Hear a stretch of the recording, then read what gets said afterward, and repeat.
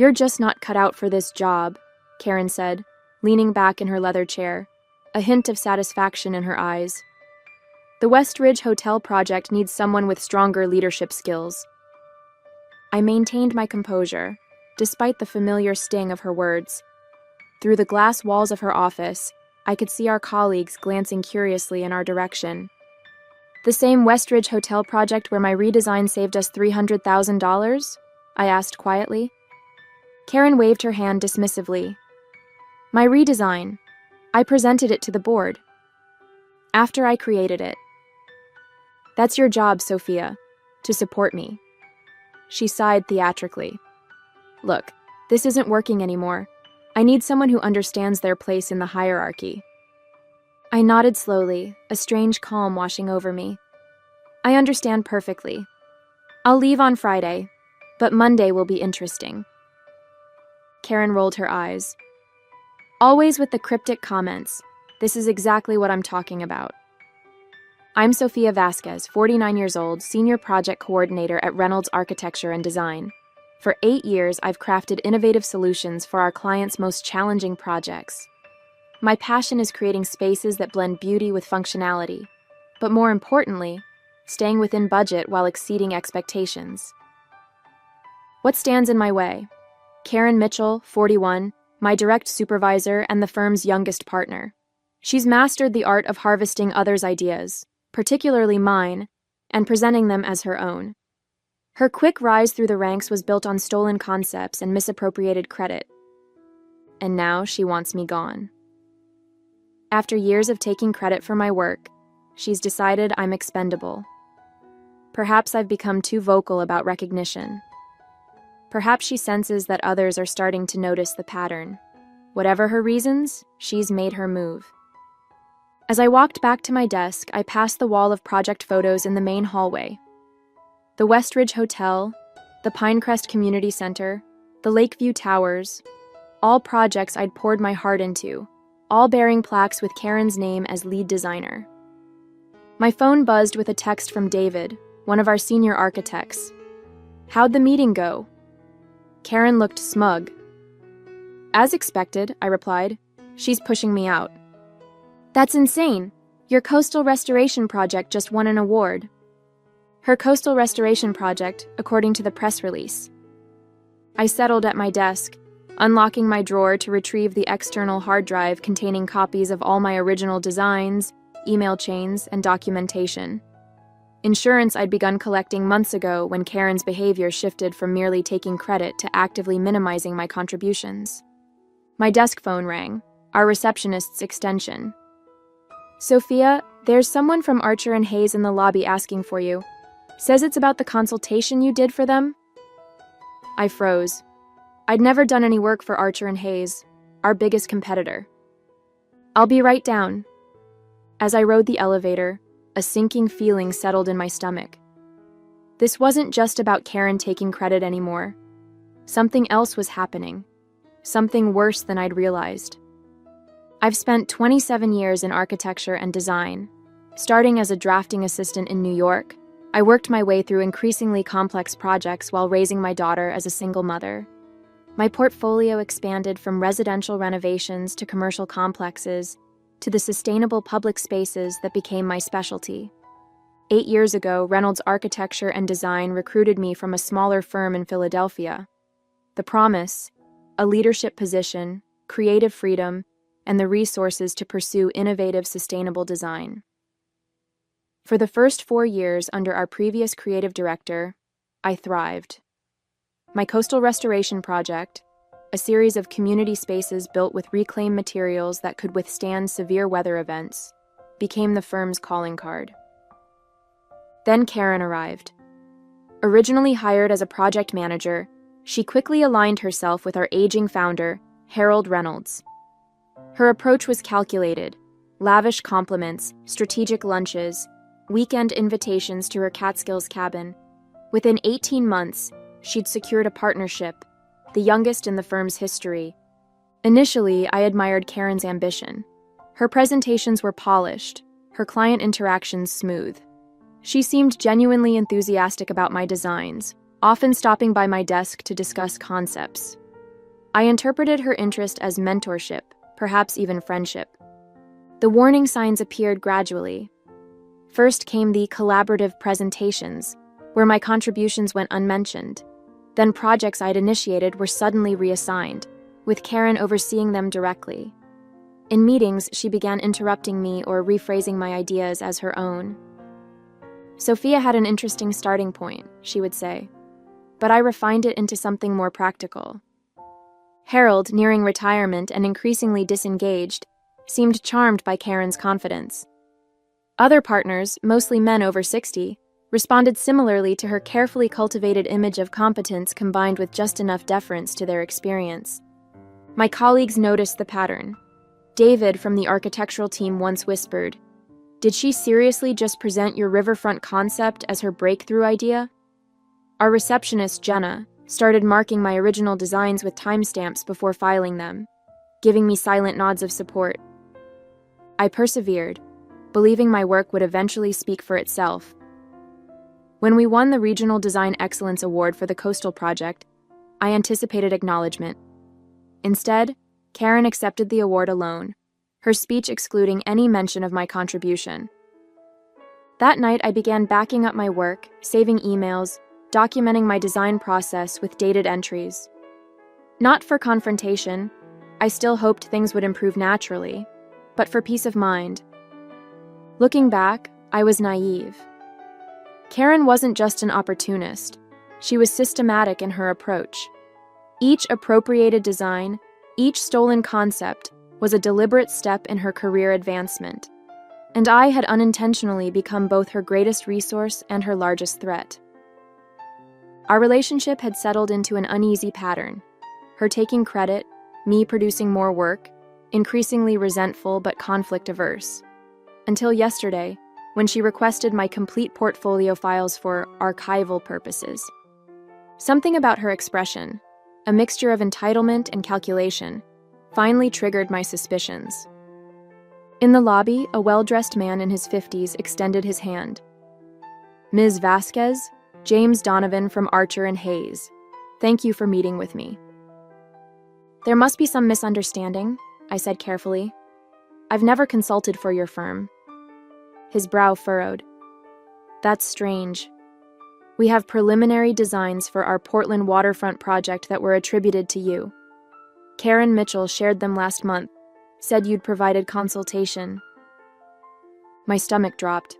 The Portland waterfront, a $50 million revitalization project that would transform the city's harbor district. I'd sketched concepts for it after hours, purely as a creative exercise, never intending to share them officially. "May I see these designs?" I asked, fighting to keep my voice steady. He pulled out his tablet, displaying familiar renderings, my renderings, but with subtle modifications. The core concept was unmistakably mine: elevated green spaces connecting historical buildings with flexible areas that could be reconfigured during flood seasons. "These were presented as collaborative work between your firm and ours," James explained. "We were quite impressed. In fact, we've incorporated several elements into our final proposal." The room seemed to tilt slightly. Karen hadn't just taken credit for my work within our firm. She'd been selling my concepts to our competitors. "Who else has seen these designs?" I asked. "Our entire executive team, and we've already presented to the Portland Development Commission. They were quite excited." He paused, studying my expression. "Is there a problem?" "I need to check something with my office. Would you excuse me for a moment?" In the restroom, I leaned against the wall, processing this revelation. Karen had taken my personal sketches, likely from my computer when I stepped away, and positioned them as collaborative work with a competing firm. The ethical violation was staggering. More disturbing was the realization that this explained her sudden push to terminate me. If these designs were moving forward with Portland officials, she needed me gone before I discovered the theft. My phone buzzed with a meeting notification. All staff, special announcement, 3 p.m. today.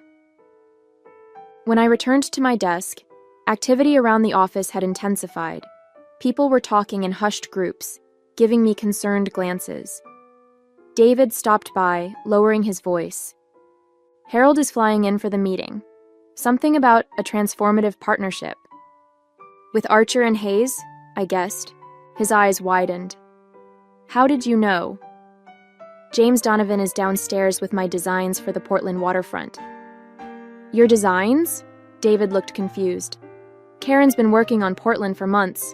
It's what's getting her promoted to creative director. The final piece clicked into place. Karen wasn't just pushing me out. She was stepping into a role created specifically for her visionary work on Portland, work she had stolen from me. I opened my email to find a message from HR detailing my transition package. They weren't even waiting until Friday. Karen had accelerated my departure to today. My hand hovered over the external hard drive in my drawer. It contained everything. Original files with metadata proving my authorship, emails, documentation of my design process. Enough evidence to expose Karen's systematic theft. But would anyone believe me? Karen had spent years cultivating relationships with leadership while systematically isolating me. It would be her word against mine, and she'd already positioned me as underperforming and resentful. I closed the drawer without taking the drive. I needed time to think, to plan my next steps carefully. This wasn't just about credit anymore. It was about professional ethics, potentially legal issues, and my entire career. The conference room filled quickly for the 3 p.m. meeting. I chose a seat near the back, ignoring the whispers and glances. Karen stood at the front beside Harold Reynolds, looking triumphant in a tailored navy suit, the one she reserved for important presentations. Harold cleared his throat. Today marks an exciting new chapter for Reynolds Architecture and Design. We're announcing a strategic partnership with Archer and Hayes for the Portland waterfront revitalization. On the screen behind him appeared my designs, the ones James Donovan had shown me earlier, now branded with both companies' logos. This collaboration, spearheaded by Karen Mitchell, represents the innovative thinking that drives our firm forward, Harold continued. Karen's vision for Portland has already impressed city officials and secured preliminary approval. Karen stepped forward, beaming. Thank you, Harold.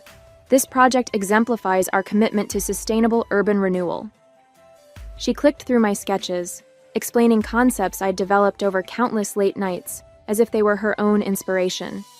Each slide twisted the knife deeper. To lead this exciting new direction, Harold announced, I'm pleased to name Karen our new creative director, effective immediately. Applause filled the room. Karen accepted the promotion with practiced humility, thanking Harold for his mentorship. Her gaze briefly met mine, a flicker of warning in her eyes. When the presentation ended, I approached Harold. Could I speak with you privately about the Portland project? Of course, Sophia. Let's use my office. Hope sparked. Harold had always been fair, if somewhat detached. Perhaps he'd listen, especially with proof of Karen's misconduct. Karen intercepted us in the hallway. Harold, we should discuss the transition plan for my role. And didn't you have that call with the board at 3:30? Right, yes. He checked his watch. Sophia, can this wait until tomorrow? It's regarding the origin of the Portland designs, I said firmly. Karen's smile tightened. Actually, Harold, that reminds me. There are some concerns about Sophia's performance I've been meaning to discuss. Oh, Harold looked between us. Resource allocation, deadline issues, and some confusion about project ownership. Her implication was clear. She was framing me as the one with ethical problems. Let's address this now, Harold decided, gesturing us both into his office. For 20 minutes, I listened as Karen systematically undermined me. She presented doctored timelines suggesting I'd claimed credit for collaborative work. She referenced performance issues that had never appeared in my reviews.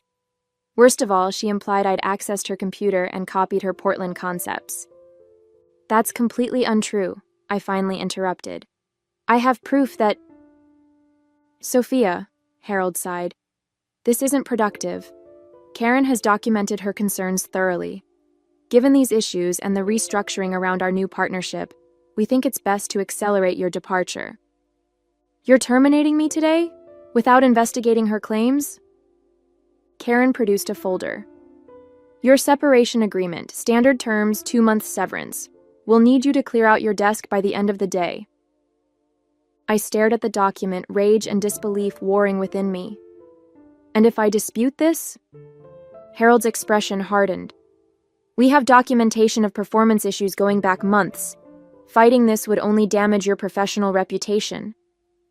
We both knew what he meant. Karen had been building a case against me, manipulating records to create a narrative of incompetence. Even with my evidence, a legal battle would be messy, public, and potentially career-ending. I understand, I said quietly, taking the folder. Karen smiled sympathetically. I'll help communicate this transition to the team. As I left Harold's office, my phone buzzed with an email notification. Subject: Portland Waterfront Project, confidential. From an address I didn't recognize. I opened it to find detailed information about the Portland project's upcoming phases, timelines, budgets, stakeholder information, along with a message. You should see this. Not write what they're doing to you. A friend. For a moment, I considered forwarding it to Harold as proof of my involvement. Then I realized, this wasn't help. It was a trap. If I shared confidential project information, especially after being terminated, Karen could accuse me of corporate espionage. I cleared my desk methodically, packing personal items under the watchful eye of an HR representative.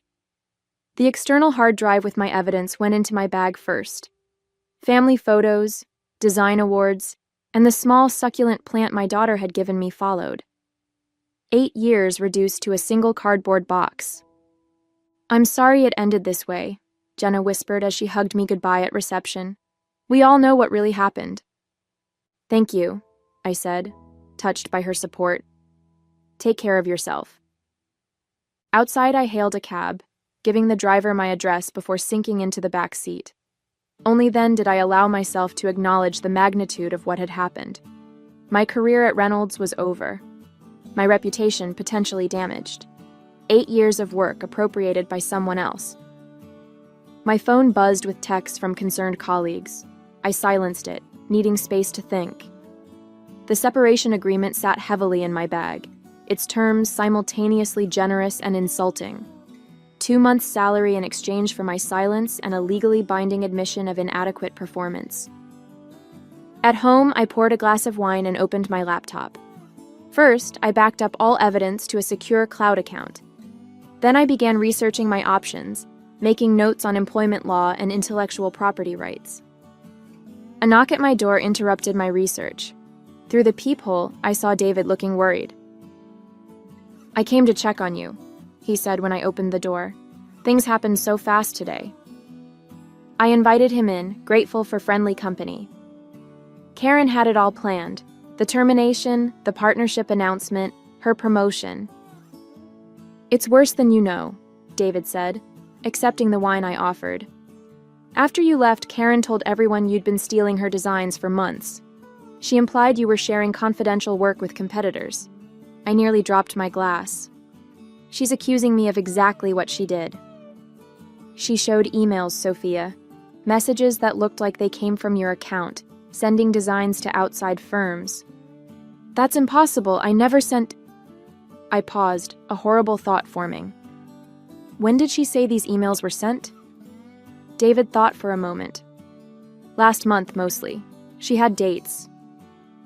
When I was on vacation in Vancouver, I realized, she had access to my computer then. She must have used my email account. That makes sense, David agreed.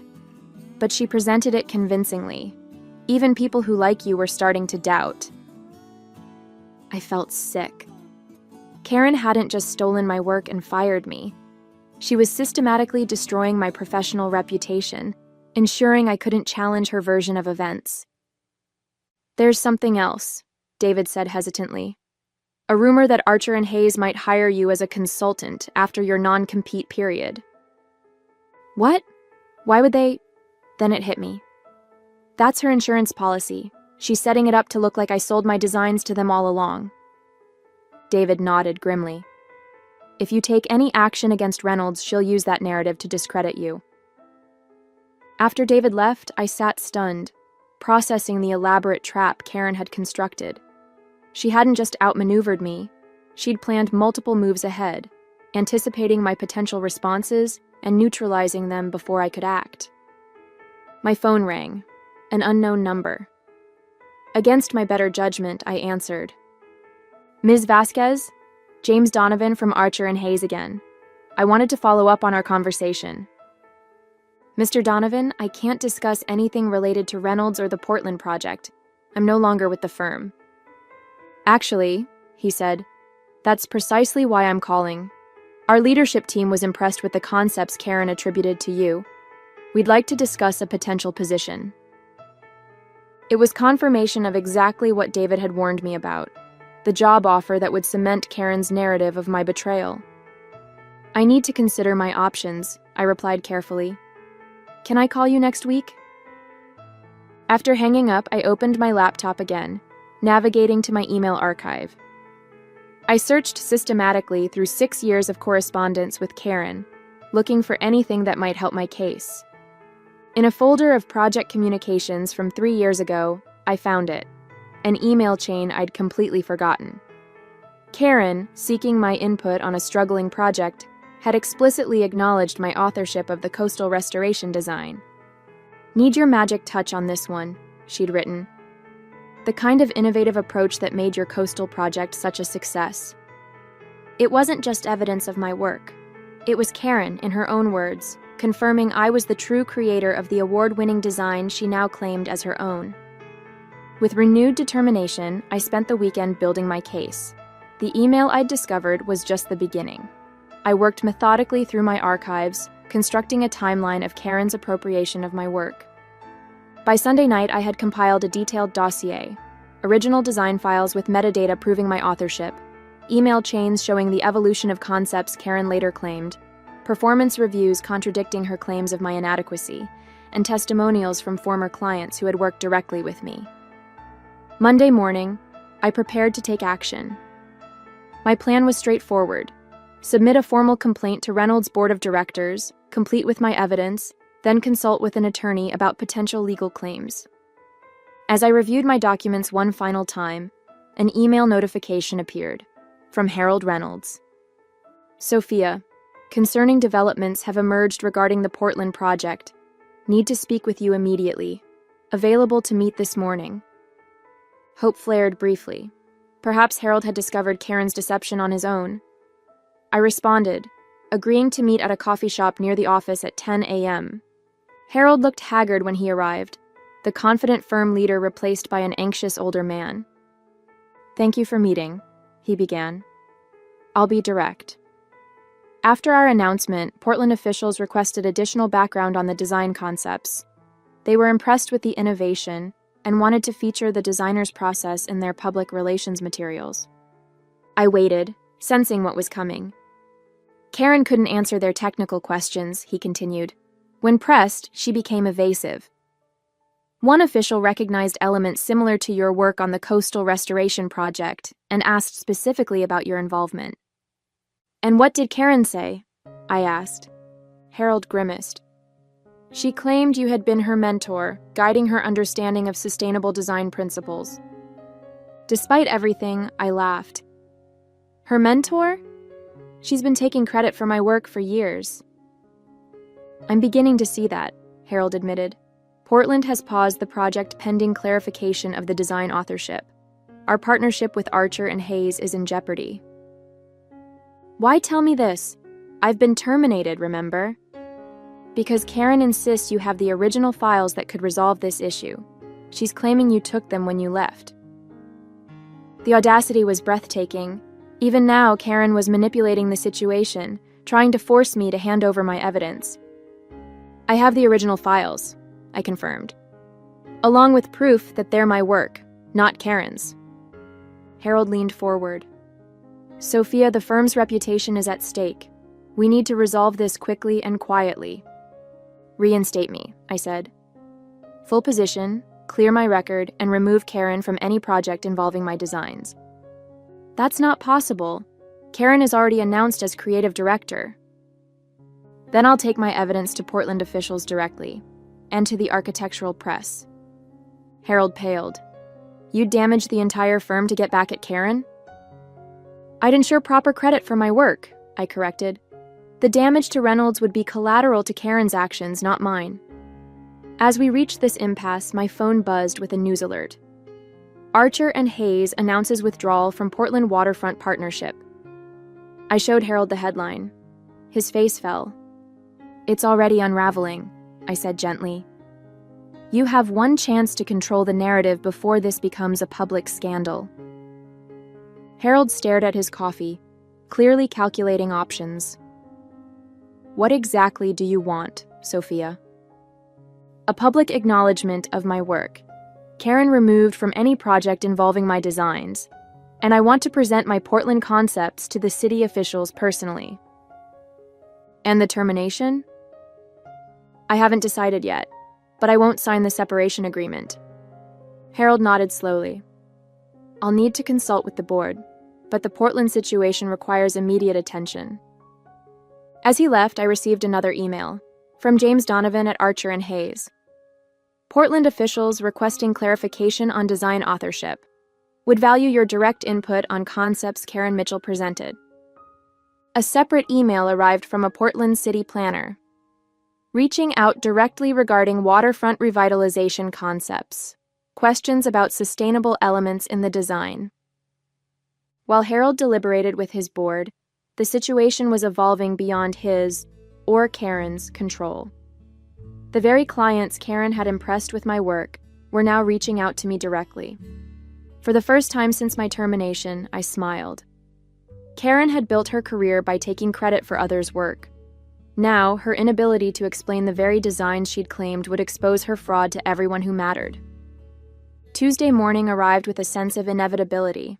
Following several conversations with Portland officials and Archer and Hayes executives, I had agreed to a joint meeting at Reynolds' office to clarify the design authorship issue. I dressed carefully, choosing a professional outfit that projected confidence without ostentation. The external hard drive with my evidence went into my bag, along with printed copies of key documents. This time, I was fully prepared. The conference room fell silent when I entered. Harold sat at the head of the table, flanked by two board members. Representatives from Portland and Archer and Hayes filled one side. Karen sat alone on the other, her usual poise replaced by tense vigilance. Thank you all for coming, Harold began. We're here to address questions regarding the Portland waterfront project designs. Karen immediately took control. I'd like to start by expressing my disappointment that confusion has arisen about my work. While Sophia contributed some initial feedback, the concepts were entirely... Actually, I interrupted, connecting my laptop to the projector. I think it's better if I demonstrate. For the next 20 minutes, I methodically presented my evidence.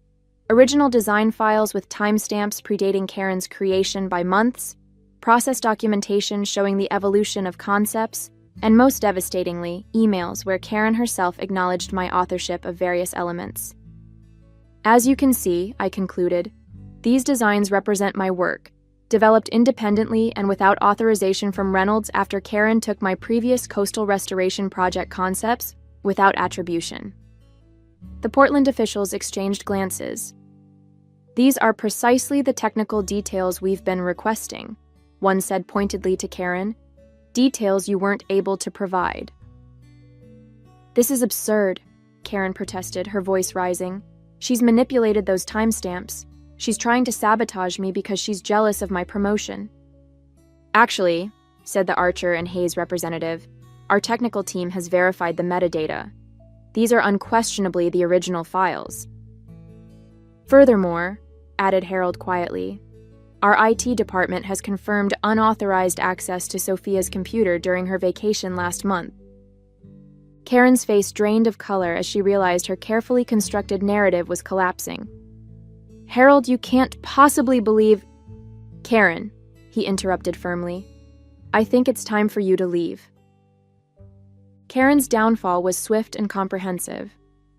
Escorted from the building that afternoon, she left behind a trail of fabrications that unraveled with remarkable speed once people started asking the right questions. The board meeting that followed was equally decisive.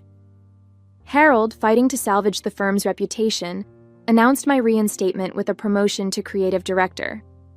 The Portland officials, impressed by my original concepts and detailed knowledge, requested I personally lead the waterfront project moving forward. Most satisfying was the company-wide email Harold sent the following day, publicly acknowledging my contributions to Reynolds' award-winning projects and clarifying that the designs Karen had claimed were, in fact, my work.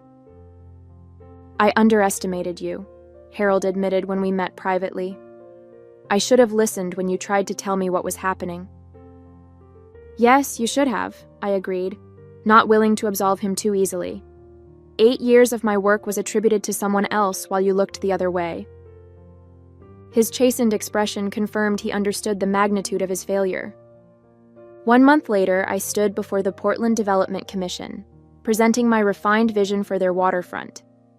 The project was back on track, with both Reynolds and Archer and Hayes collaborating under my direction, a partnership that now acknowledged all contributors properly. Karen, meanwhile, had become a cautionary tale in our industry. After 3 other designers came forward with similar stories of appropriated work, her reputation was in tatters. Last I heard, she had left architecture entirely. As for me, my career entered a new phase. The spotlight I'd avoided for years now felt less intimidating. I established clear protocols for design attribution at Reynolds, mentored younger staff, and finally received the recognition my work deserved. "Was it worth it?" my daughter asked over dinner, celebrating my first major project launch as creative director. "All those years of someone else taking credit?" I considered the question, remembering Karen's dismissive words that fateful day. "You're just not cut out for this job." "No," I replied with a smile. "But the vindication at the end, that was definitely worth waiting for."